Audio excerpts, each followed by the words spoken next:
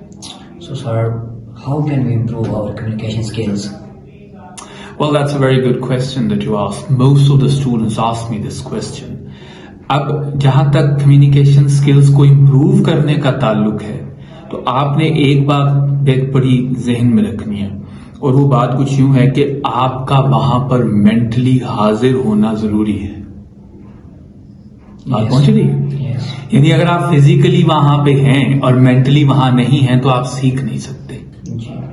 If you're physically there but mentally somewhere else, you can never improve your communication skills.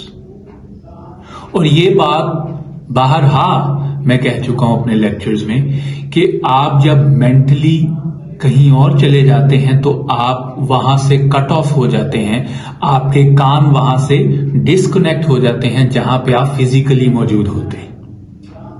बात पहुंच रही है ना आप लोगों को? तो ये चीज आपने समझनी है कि आप not only you should be present physically but also mentally on that place where you need to be. All right? Yes. We need to be there physically as well as mentally to learn something.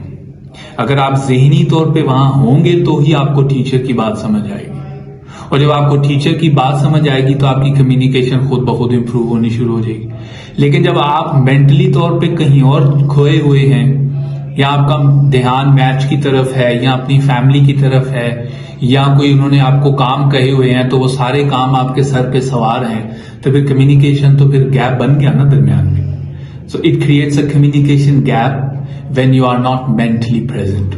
Hope I answered your question. Yes, thank you.